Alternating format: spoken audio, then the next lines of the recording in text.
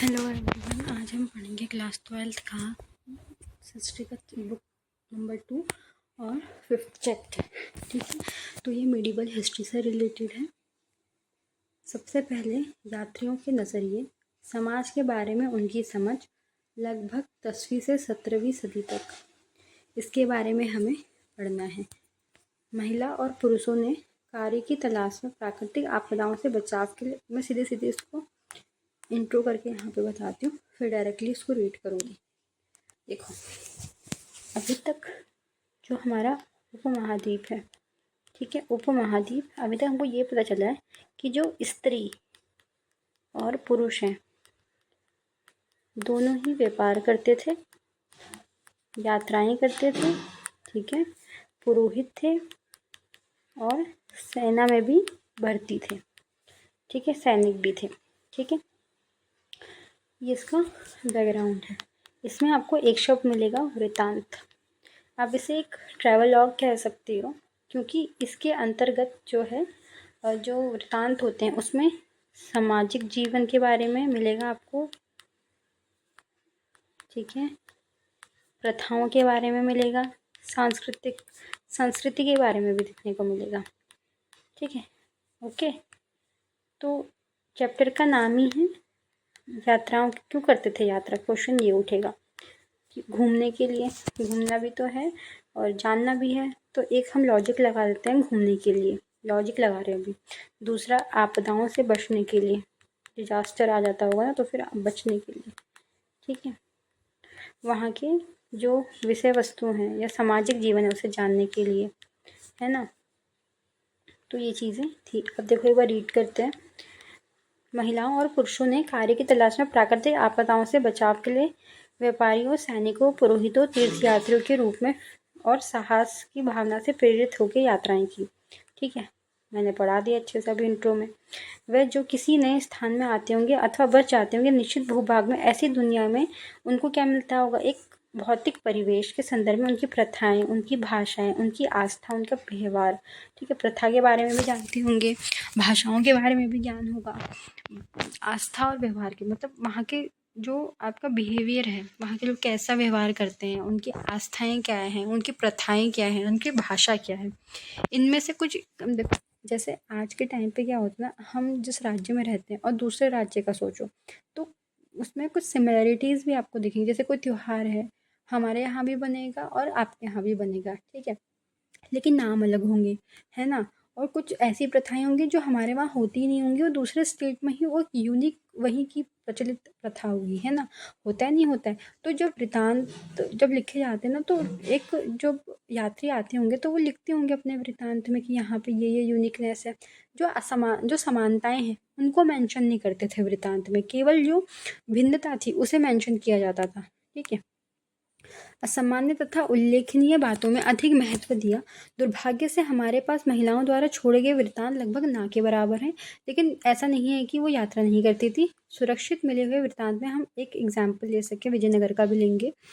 वृत्तांत विषय वस्तु के संदर्भ में अलग अलग प्रकार के होते हैं। कुछ दरबारी गतिविधियों से संबंधित होते हैं, तो कुछ वृत्तांत जो है आपके दरबारी जो आपके दरबार की जहाँ पे एक्टिविटीज़ होती होंगी दरबारों में, उनकी उससे संबंधित होते हैं। कुछ धार्मिक विषयों से संबंधित होते हैं, कोई स्थापत्य के तत्वों, स्मारकों के केंद्र होते हैं। उदाहरण में 15वीं शताब्दी में विजय शहर, जिसका हम चैप्टर नंबर 7 में पढ़ेंगे इसके बारे में, कि सबसे महत्वपूर्ण भ्रमणों में से एक हेरात से आए एक राजनयिक अब्दुल रज्जाक समरकंदी से प्राप्त होता है।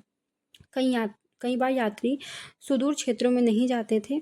उदाहरण के लिए मुगल साम्राज्य जो है, प्रशासनिक अधिकारी कभी कभी साम्राज्य के भीतर ही भ्रमण करते थे और अपने टिप्पणियों में दर्ज करते थे। इनमें कुछ अपने ही देश के लोकप्रिय प्रथाओं और जनवार्ताओं की परंपराओं को समझना चाहते थे। अब देखो यहाँ पे क्या कहा जा रहा है कि जो हमारे वृतांत होते हैं, ठीक है, जो हमारे क्या होते हैं, वृतांत होते हैं, ठीक है, तो हमारे जो वृतांत है उसमें भाषा, प्रथा, व्यवहार, ठीक है, ये सारी चीज़ों को देखते थे और इन्हीं के बारे में लिखते थे ज़्यादातर। फिर जो हम मुगलों के बारे में देखते हैं, उनके बारे में क्या पता चला कि वो अपने सीमा के ही भीतर जाते थे। मतलब कोई अगर यहाँ रहता है तो वो यहाँ चले गया, कोई इधर चले गया, कोई इधर। तो यहाँ पे उनकी जो प्रथा, ठीक है, उनकी जो भी वार्ताएं होती थी उनको लोकप्रिय वार्ताएं उनको देखने जाते थे और वो दर्ज भी किए जाते थे। ठीक है, ओके। एक विजयनगर के बारे में हम चैप्टर नंबर 7 में पढ़ेंगे और इसका वृत्तांत जो है एक राजनीतिक अब्दुल रजाक समरकंदी ने लिखा है। क्या नाम है? अब्दुल रजाक समरकंदी। ठीक है, का नाम याद कर लो, आगे देखने को मिलेगा। उदाहरण मुगल साम्राज्य का बता दिया ना मैंने। इन अध्यायों में हम देखेंगे कि उपमहाद्वीप में आए यात्रियों द्वारा सामाजिक जीवन के विवरणों के अध्ययन से किस प्रकार हम अपने अतीत के विषय में ज्ञान बढ़ा सकते हैं। ठीक है, अब इसको पढ़ने से अच्छा है मैं आपको एक चीज़ बता देती हूँ कि हम यहाँ पे 3 यात्रियों के बारे में पढ़ने वाले हैं। उनकी जीवनी वगैरह होगी और उन्होंने जो रचनाएं की होंगी उनके विषय में यहाँ पे पढ़ेंगे। 3 यात्री कौन कौन से थे? सबसे पहला जो यात्री है वो है आपका इब्न बतूता। इब्न बतूता, ठीक है, जो 11वीं शताब्दी में आया था। किसमें? 11वीं शताब्दी में। दूसरा हम पढ़ेंगे यहाँ पे आपका, नहीं, ये 14वीं शताब्दी में आया था। इब्न बतूता 14वीं शताब्दी में आया था।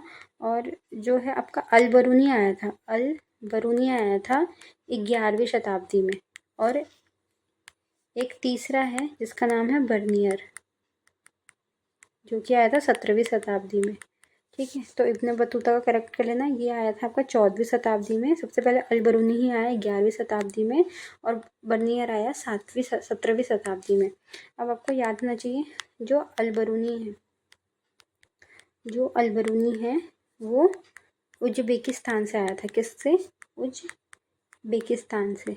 ठीक है, कब आया था? 11वीं शताब्दी में। ओके, जो हमारे इब्न बतूता है, इब्न बतूता पहन के जूता वाला गाना भी बना रखा है उसमें। इब्न बतूता ये आया था 14वीं शताब्दी में। ये था इब्न बतूता मोरक्को का था। ठीक है, मोरक्को का था। वहीं जो फ्रांसिस बर्नियर है, बर्नियर ये 17वीं शताब्दी में फ्रांस से आया था। ठीक है, तो ये हो गया क्लियर। अब पढ़ने की इसको ज़रूरत नहीं है क्योंकि यहाँ से इसके बारे में आपको जितना जानना था वो मैंने इसको पढ़ने पहले से ही बता दिया। अब कुछ चित्र हैं यहाँ पे। एक तो ये पान के पत्ते दिखाए गए हैं, दूसरा है नारियल। कई यात्रियों ने नारियल तथा पान जैसी चीज़ों का असामान्य बताया। अब देखो, पूरी तरह से भिन्न सामाजिक और सांस्कृतिक पृष्ठभूमि से आने के कारण दैनिक गतिविधियों तथा प्रथाओं के प्रति अधिक सावधान रहते थे। देशज लेखकों के लिए ये सभी विषय सामान्य थे। किसके लिए? देशज लेखकों के लिए सभी विषय सामान्य थे। जो वृत्तांत दर्ज करने योग्य नहीं थे, नजरिए से भिन्नताएं यात्रा वृत्तांत में अधिक रोचक बनाती है। तो जो दर्ज करने योग्य नहीं थे, ठीक है, तो देशज लोग इस विषय को मानते ही नहीं थे। सामान्य और जो नज़रिया था, अधिक रोचक वृत्तांत यात्राएं हमको देखने को मिलती हैं, जैसा कि अभी हम देखेंगे। अल बरूनी के विषय।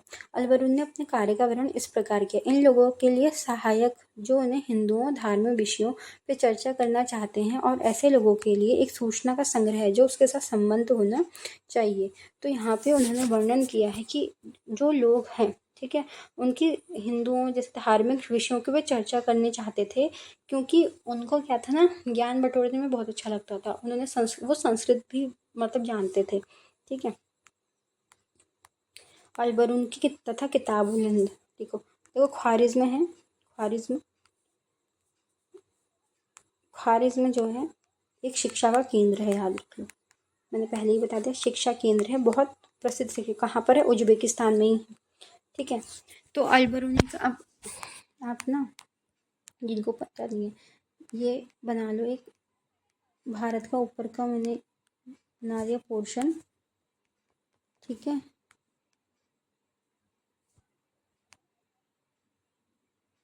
ठीक है, ये ऊपर का। तो यहाँ पे पाकिस्तान और फिर आपको अफगानिस्तान, फिर उज्बेकिस्तान देखने को मिलेगा। ठीक है, तो आपको जो है दिशाओं का ज्ञान भी होना चाहिए। तो ये हो गया पूरब, ये हो गया पश्चिम, ये हो गया उत्तर, ये हो गया दक्षिण, मतलब इस साइड में। ठीक है, उत्तर पश्चिम साइड में आपको देखने को मिलेगा, यानी कि नॉर्थ वेस्ट साइड में। ठीक है, ये दिशाओं का ज्ञान भी होना आपको ज़रूरी है।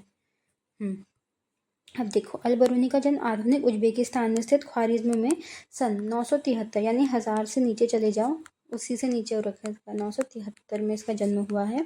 ख्वारिज़्म में शिक्षा का एक महत्वपूर्ण केंद्र था। मैंने ये पहले ही बता दिया है।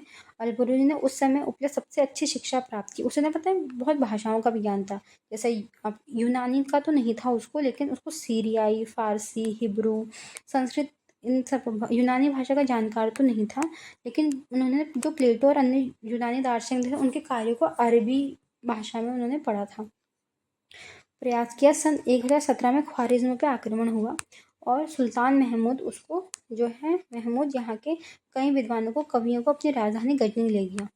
अल बरूनी भी उसी में से एक था। वह बंधक के रूप में गजनी आया और धीरे धीरे उसे वो शहर पसंद आने लग गया। 70 वर्ष की आयु में मृत्यु तक अपने बाकी जीवन यहीं बिताया। गजनी में ही अल बरूनी ने भारत के प्रति रुचि विकसित हुई। यह कोई असामान्य बात तो नहीं थी।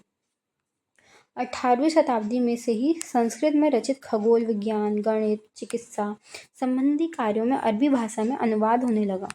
पंजाब के गजनवी साम्राज्य का हिस्सा बन गया और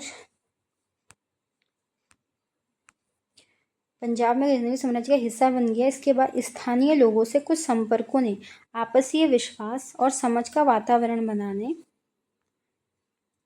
अल बरूनी ने ब्राह्मण पुरोहितों तथा विद्वानों के लिए कई वर्ष बिताए। संस्कृत, धर्म, दर्शन का ज्ञान प्राप्त किया।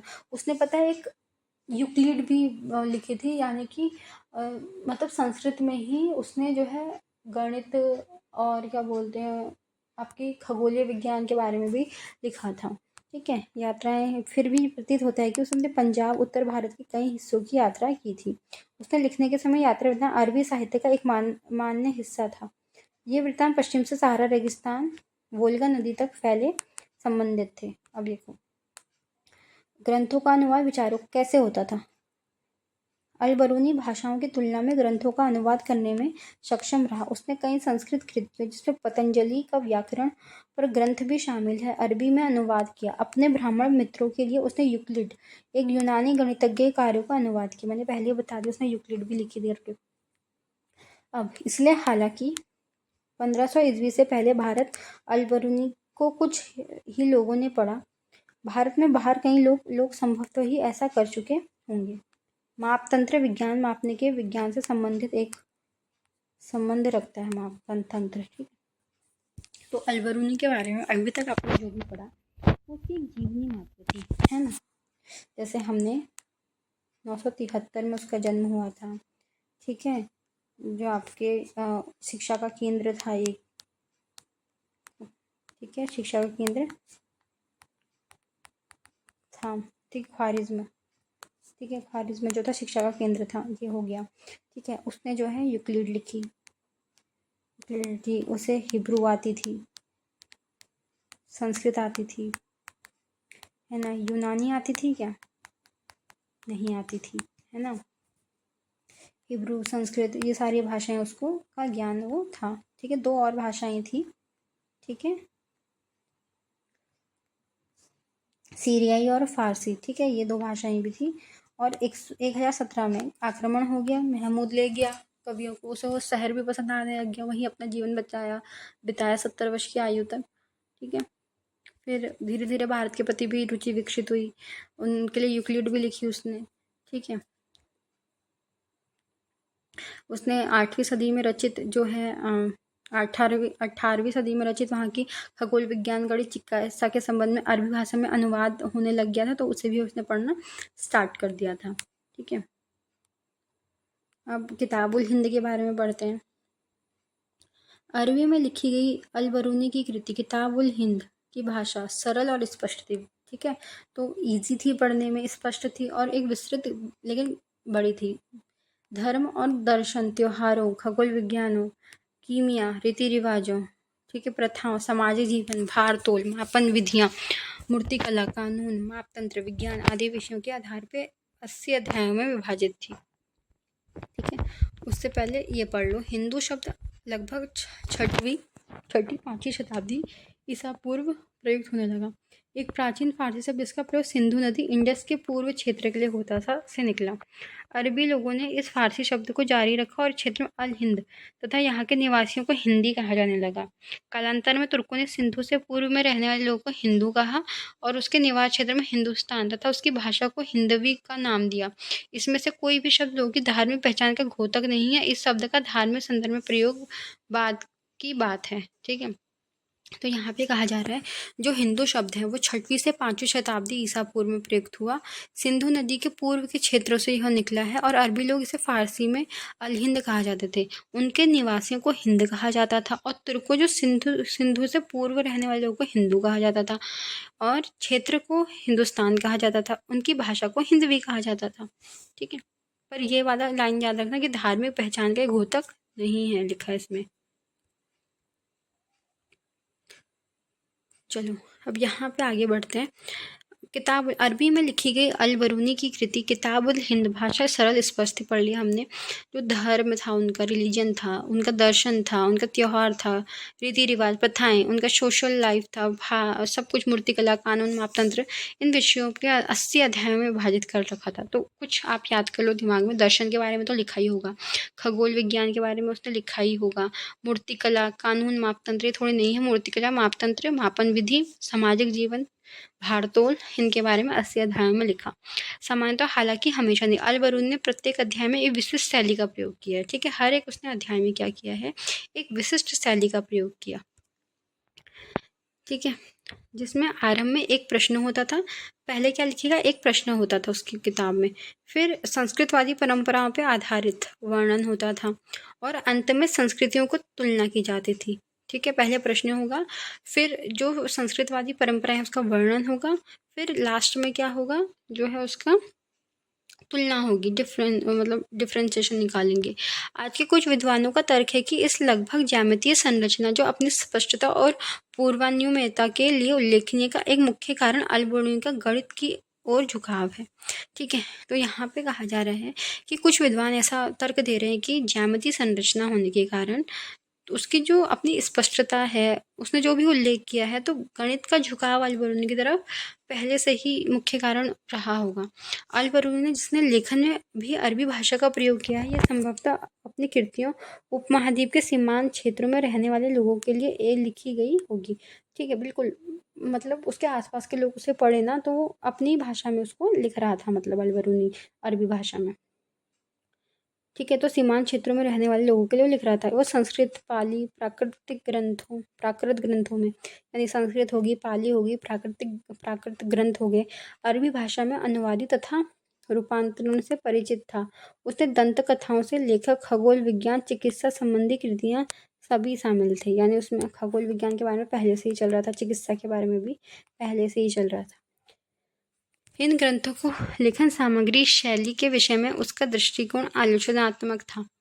ठीक है, तो जो सामाजिक लेखन सामग्री शैली थी उसके विषय में दृष्टिकोण उसका जो था बहुत ज़्यादा आलोचनात्मक था, लेखन सामग्री शैली, और निश्चित रूप से उसमें सुधार करना भी चाहता था। 13वीं शताब्दी की अरबी पांडुलिपि एक चित्र में, जिसमें 6ठी शताब्दी ईसा पूर्व एथेंस के राजनेता एवं कवि सोलोन को विद्यार्थियों संबोधित करते हुए दिखाया गया है। तो एक पांडुलिपि है 13वीं शताब्दी की, जिसमें राजनेता या कवि सोलोन है, विद्यार्थियों को संबोधित कर रहे हैं। ठीक है, फिर है इब्न बतूता का रिहला, एक आरंभिक विश्व यात्री।